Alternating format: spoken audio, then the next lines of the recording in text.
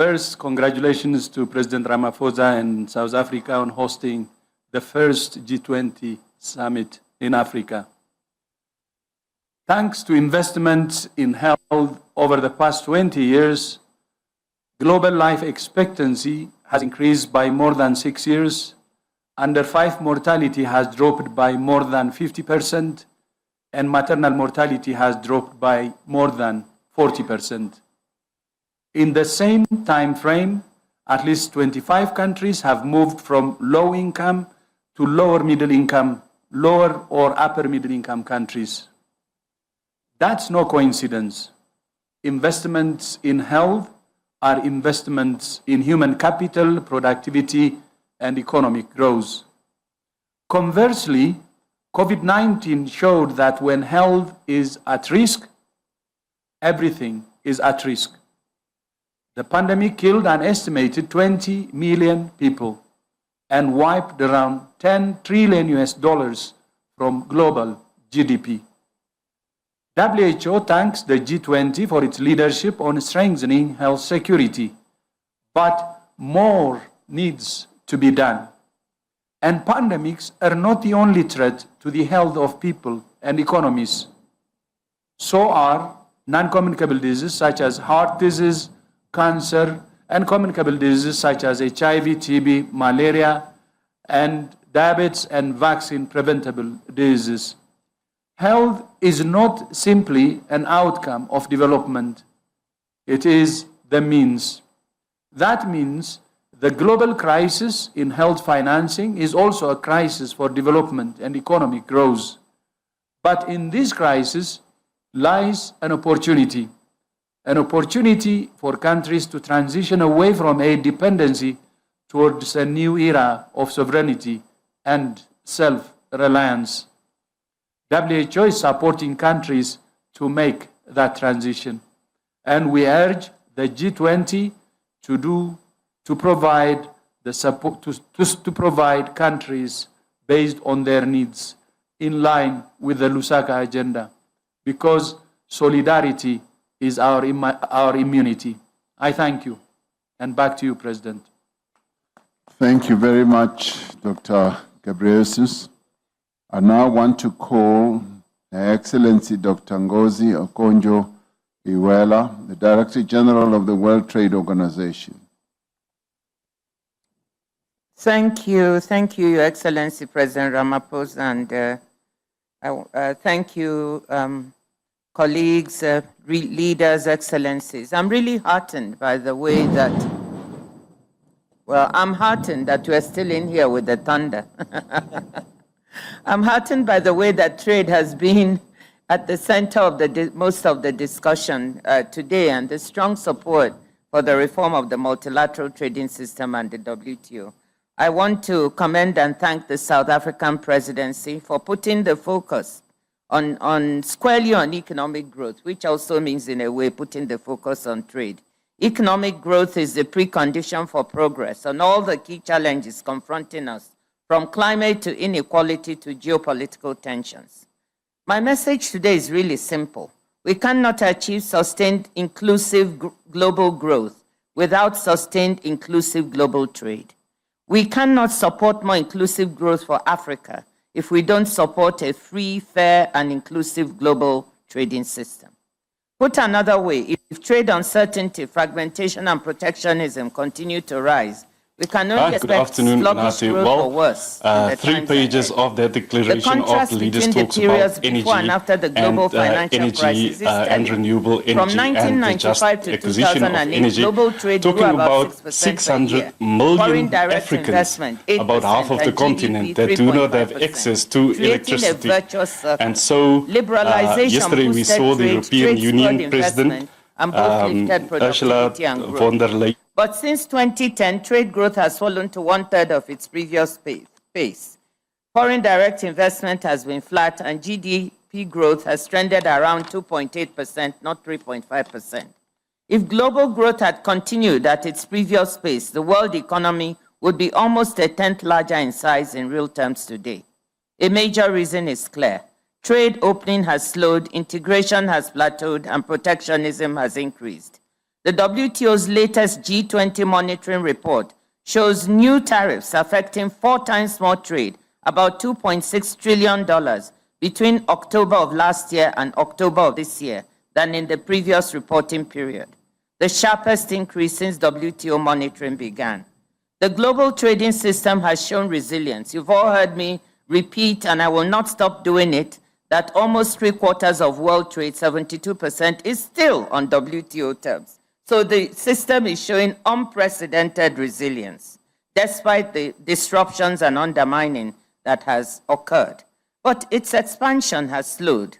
A static trading system not only means less competition, less innovation, and weaker growth, but also rising geopolitical tensions. Strong growth fosters a positive sum mindset, the belief that prosperity can be shared. Stagnant growth fuels zero-sum thinking, the belief that one can only advance at another's expense. That is why we need pro-growth WTO reform, reform that opens markets, reduces distortions, improves transparency, provides workable dispute settlement, supports the development of poorer countries, and repositions the system to harness the 21st century economy's huge and exciting potential in green, services-led, and digitally delivered trade. If every member is not ready to move forward, then we need a more flexible WTO, so those members who want to advance can. The WTO's 14th Ministerial Conference in March 2026 provides an opportunity to lay out a clear roadmap. I want to thank the leaders today for the message that I clearly heard, that I hope will go to trade ministers and to WTO ambassadors to define that roadmap for reform at the conference. We are working on it now, and I hope it will be ready. Your support here is invaluable. Excellencies, let me conclude by saying, if the G20 wants to drive more inclusive and sustainable growth, then support for WTO reform is essential, as you've all stated, not for the WTO's sake, but for the sake of global trade, global growth and development, and above all, for the well-being of the citizens of its members. Thank you. Thank you. Thank you, my sister. I now want to call His Excellency Mr. Ajay Banga, the President of the World Bank Group. Thank you, Mr. President, and thank you for the arrangements, including the thunderclap just when Ngozi began to speak, considering our focus on the WTO.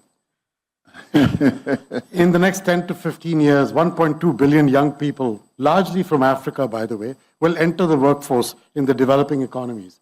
They will be competing for about 400 million jobs. That is a large gap. With jobs, this generation will power the economy. Without jobs, this will be a very serious challenge. Therefore, jobs have to be at the center of any development, economic, or security strategy. And for us in the bank, it is at the core of our work going forward.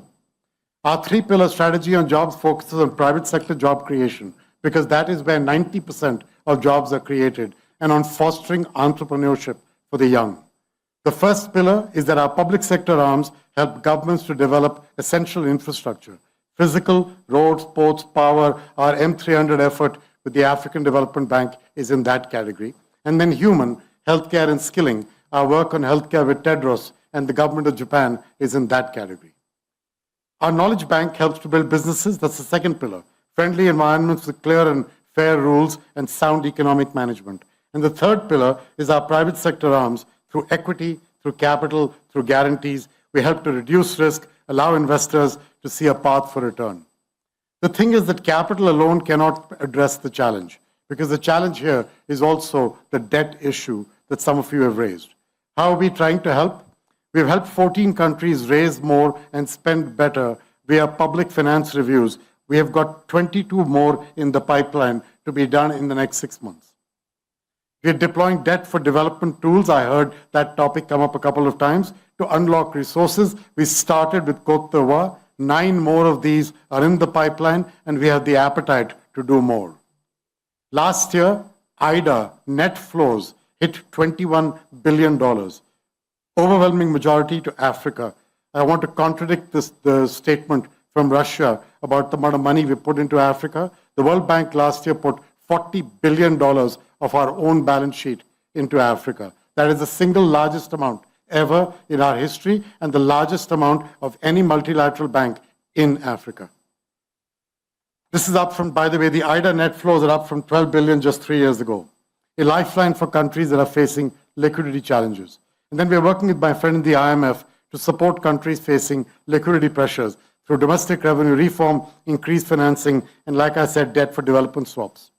But I've said this a few times now, more is needed. The common framework can advance debt restructuring faster through the Global Sovereign Debt Roundtable. We are supporting a maximum 12-month goal for a country to come into the pipe and be ready at the other end. And then there is the opportunity that Japan mentioned to strengthen debt transparency if all G20 countries participate in the World Bank's debt data reconciliation exercises. Thank you very much, Mr. President. Thank you very much, my brother Ajay Banga.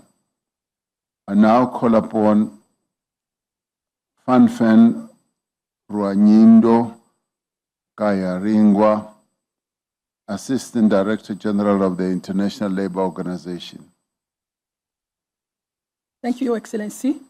Excellency Cyril Ramaphosa, President of South Africa, Excellencies, distinguished delegates, the ILO commends G20 leaders for recognizing the significant threats that inequality, unemployment, underemployment, and informal employment pose to economic growth, development, and economic and social stability. Employment must be placed at the center of economic policies if they are to forge inclusive economic growth that leaves no one behind. We need to ensure that all can equally access to ladders of opportunity, delivering them out of working poverty and into decent work. Yet the reality today is that ILO estimates that 3.8 billion people don't have any form of social protection. In the face of multiple transformations underway, too many remain insecure and vulnerable, lacking sustainable pathways out of working poverty and into formal employment. The creation of productive opportunity for decent work and implementation of universal and adaptive social protection system, including floors, can serve as engines of inclusive growth, ensuring economic policies drive productivity and deliver a future with social justice. Thank you. Thank you very much. Last but one speaker is Her Excellency Ms. Ahuna.